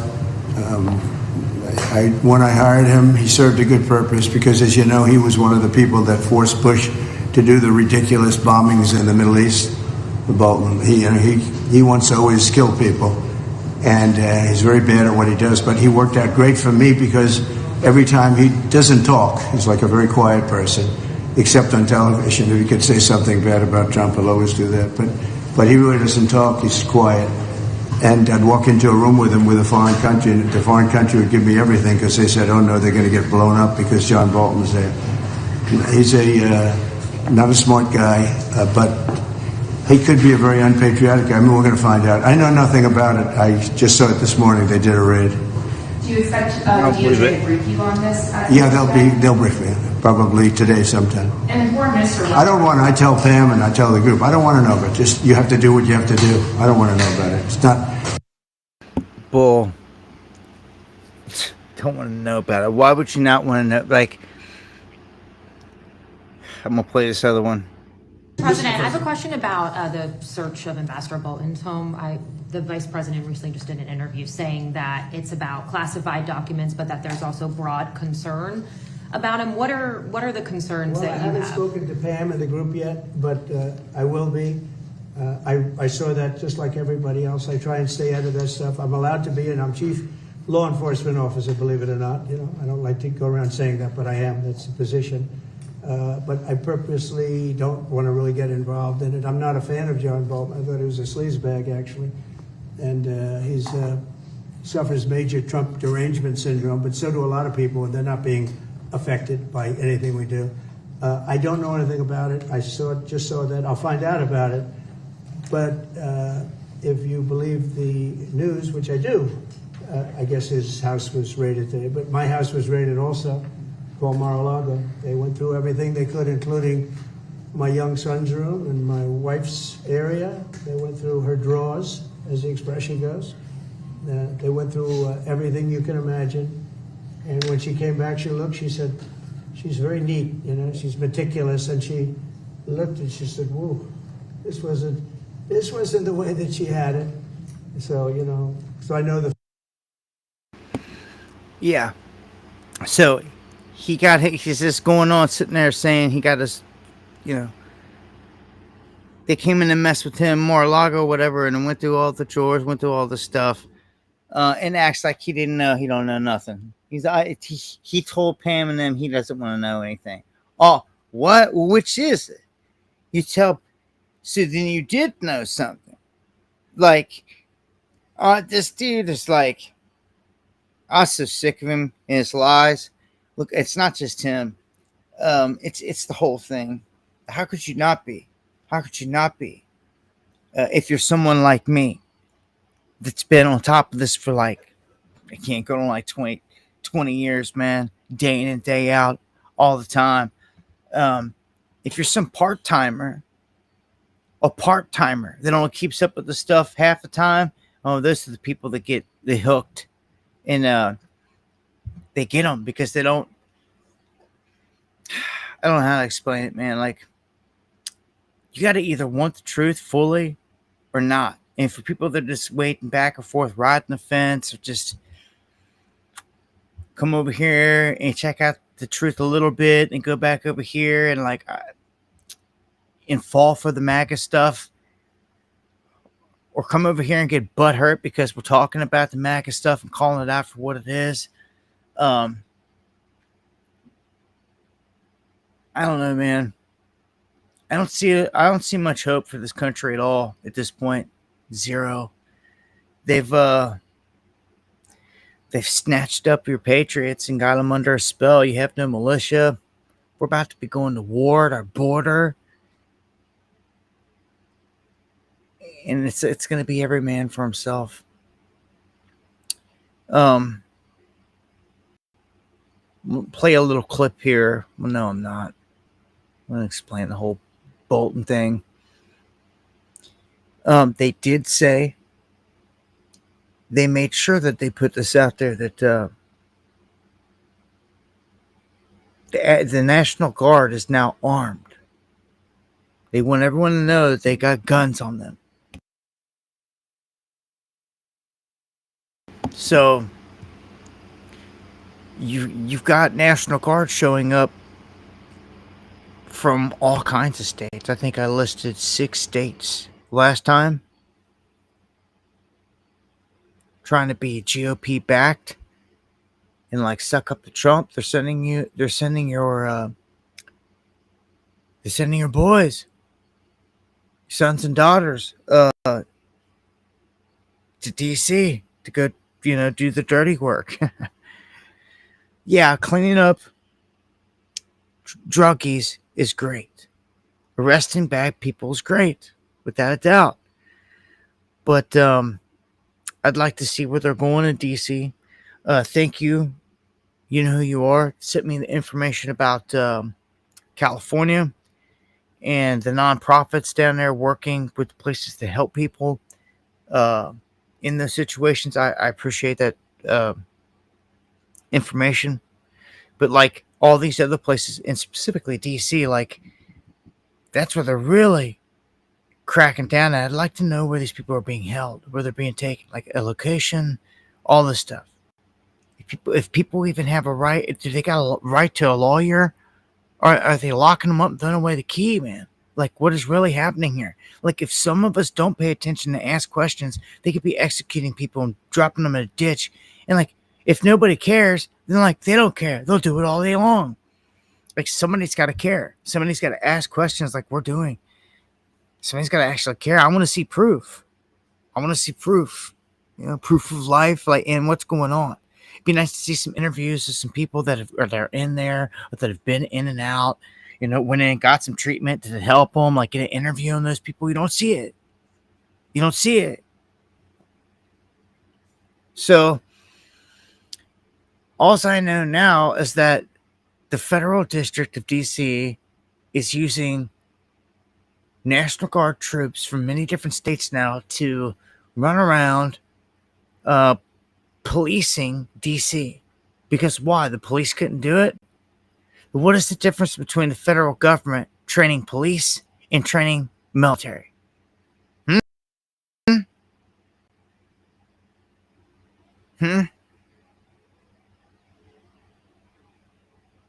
I don't get it. You got both groups that would be trained to do the same thing. One absolutely can't do it. How and why? And why not replace the police force then? But no, it's jumped straight to bring in the military, which is tyrannical. It's a tyrannical move. You've got to watch it. That's why I'm pointing out them, putting an emphasis on them. Like, look, now they're armed. Like, okay, like, I've seen them armed in other cities. Like, what are you trying to get to here? Like, they're saying, these no-go zones, they keep calling them. Like, I feel like full-blown warfare is about to break out right in front of our face.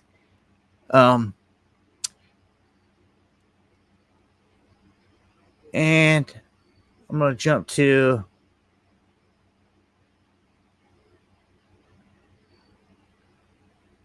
the taxpayer on the hook for $3.5 billion in munitions that's going to Israel in the Mossad. Israel calls up 60,000 reservists while trying the best they can to see if they can get any Americans to join. Like, are you kidding me? Like, no one needs to get suckered into this. Go there and die for them. Are you kidding me? Apparently they're taking more losses than they would like to admit up here. And they're running out of some people. Even though they've done a lot of damage with the weapons, and when you've got high-tech weaponry and stuff, and you can bomb the piss out of people that don't have it, don't have bombs or anything like that, it changes the game. You don't really need a huge population. But Israel's not big, and the population is not huge. Look at Ukraine; it was similar. Obviously bigger, but different situation. But I want to play this where Trump is telegraphing that he believes he is a war hero. He's trying to get all the accolades that like a person can get. He calls Bibi, which is the biggest genocidal dude I've ever seen in my lifetime, a war hero, and he's right there with him. He's fighting, they're trying to put him in jail on top of everything else. How about that? He's nuts. He's a war hero because we work together. He's a war hero. I guess I am too. Yep.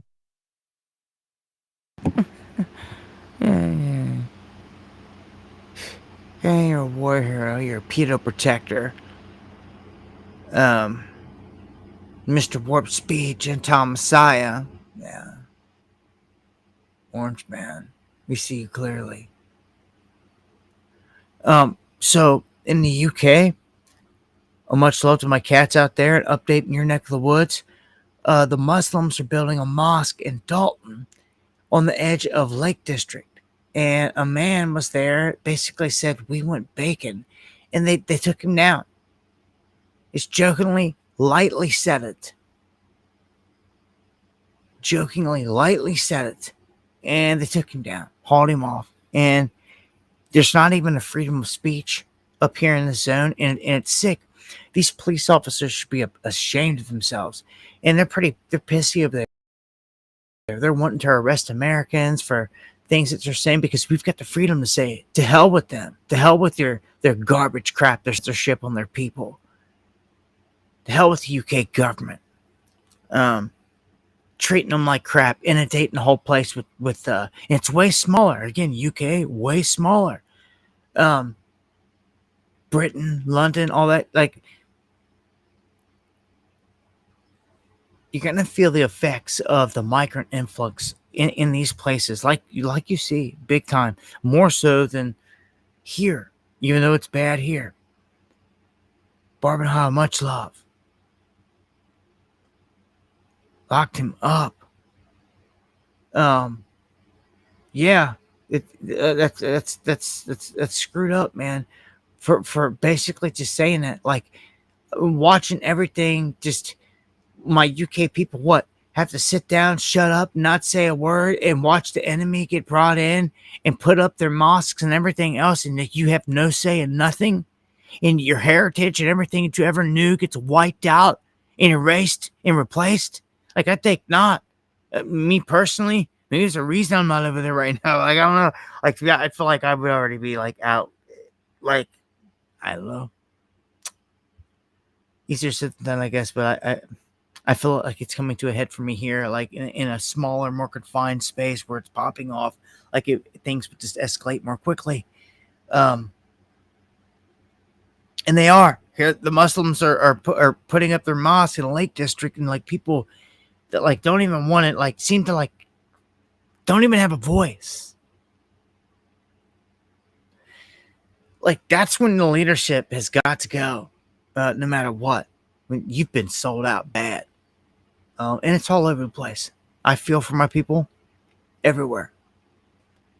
The illegals are everywhere. Look here. Remember what I showed you on the last stream? The illegal, they killed a family, turning and all that. Well, they caught his brother. Yeah. They caught his brother here, and they're all getting charged and shipped out. It doesn't stop the fact that we're inundated with these guys that just are idiots. This dude had not a care in the world trying to make a left-hand turn into a U-turn on a highway from the right lane. Not even looking or caring anything's coming in the fast lane. And it just totally wiped out and killed a whole family. Pisses me off. These idiots. They can't even barely speak any English. They should all be not just shipped out of here, but they have to pay for this, man. It took lives. Like, innocent lives. There has to be more just kicking them out of the country. Like, they should be sent to, like, Guantanamo's or something like that.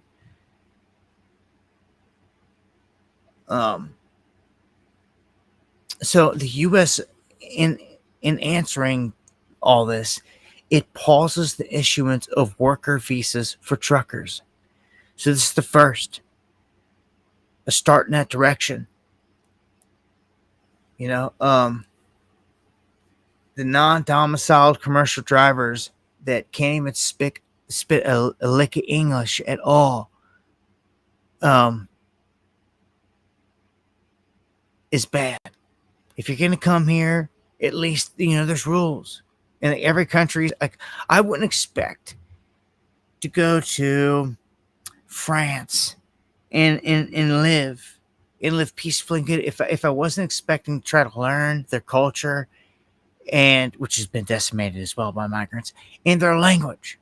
First and foremost, there's no way in hell I'm going somewhere where everyone is speaking something else. I don't understand none of it. I'm like, hell no. It ain't happening. Like, I'm getting hit with the game.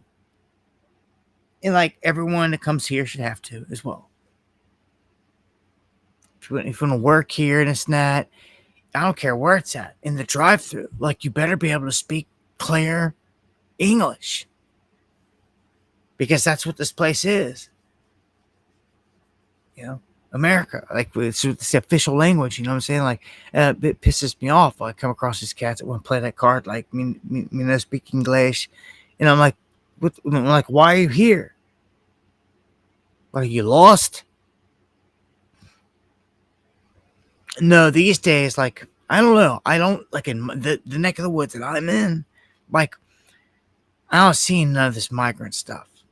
And when you're up toward the cities and stuff, there's more of an influx where you see the stories and all this stuff. But like, out here in the mountains, like, there ain't no migrants making their way out here. They just ain't here. I'll take that. I don't want none of them here. None of these illegals. I mean, if you're a migrant, legitimate migrant, which is, that's different. Anyone that's here legally and legitimately is welcome to do whatever they want, right? But the migrants, man, the illegal migrants, where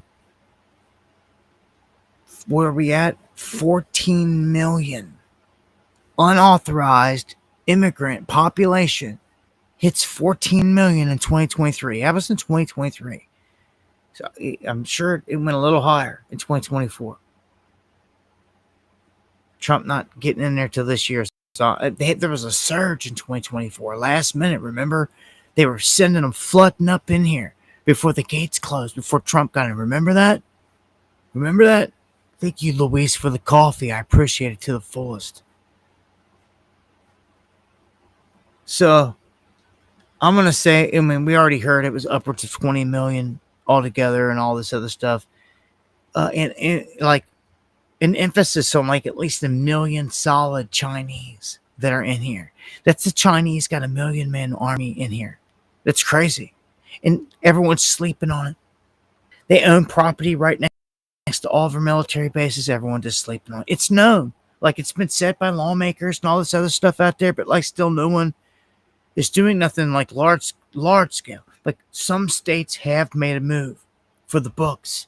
They try to say that China can't buy any land here in their state. But like the states that aren't doing anything, China's just gobbling the land up.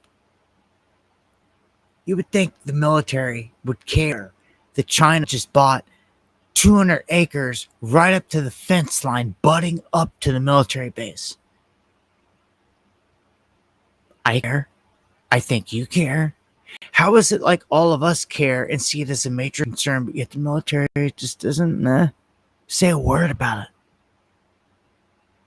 It's what I call a setup. So I told you I put out a video. It's going with the war, this narco war, Latin America, the Caribbean. We have got warships, destroyers, Poseidons, thousands of troops. Something huge is about to happen. It's going down. And Maduro has got a $50 million bounty on his head. And this guy's going. I'm telling you, something's about to happen. And they're not going to stop there. Other people have already said it. This is going to go all the way up and into Mexico. They're going to start striking the cartels in Mexico. And the question is, like, what is Mexico's government even going to do about it? Like, what are you going to do? You going to help them and fight against the U.S.? You're going to actually crack down on these guys because they're about to start striking. I told you they've been postponing this and pushing this back to the moment's right. Well, you have to get all your players in position, right? They just sent these warships down to the Caribbean to position into key spots. So, like, it's happening like this week, like all this stuff in motion right now. They're getting ready. You don't just send them out there to sit for long. Like, I feel like something huge is about to happen. Watch Colombia, watch there, and watch this. Trump's war on cartel. The U.S. military preps lethal strikes in Mexico. All right, so that's the last big one right there on the night. It's about to go down. Full Scale warned you about this. They warned you about this. Remember, on day one, Trump came in, got inaugurated, all this, blah, blah, blah. He was like, oh, first thing I'm doing. First thing he did, he declared a national emergency. Why? What was the reason? Because of these cartels. It's the first thing he did. First thing he did. We've been under a national emergency since day one of Trump's second administration. Yep. U.S. military prepping lethal strikes. It's about to go down. I told you our border town's going to get hit. I seen you in here earlier, Uncommon. Much love, brother. I was watching some other dude down there in New Mexico, right across the border from El Paso into New Mexico.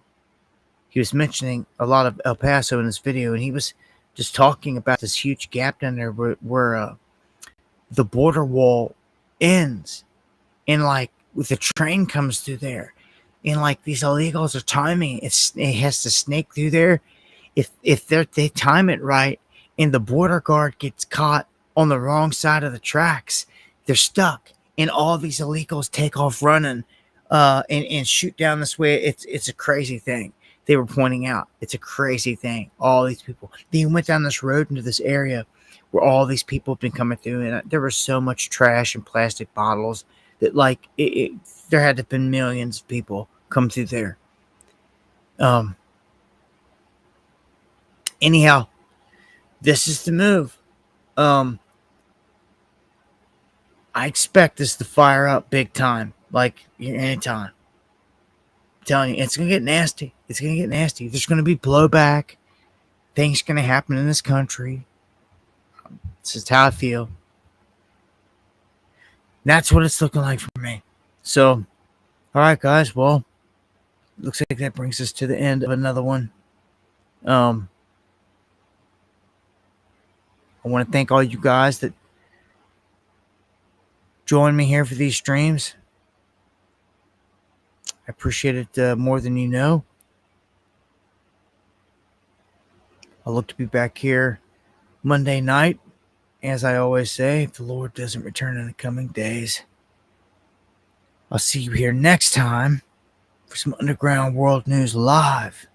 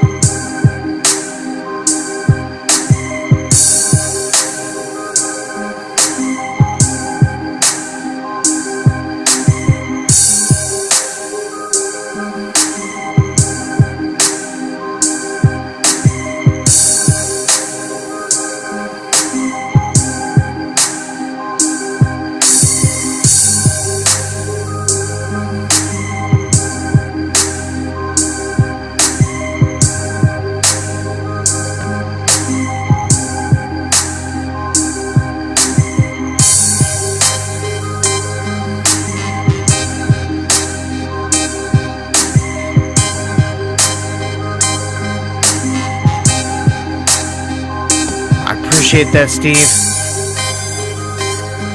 To the fullest. Thank you for so much support. Appreciate it more than you know, man. More than you know. Much love.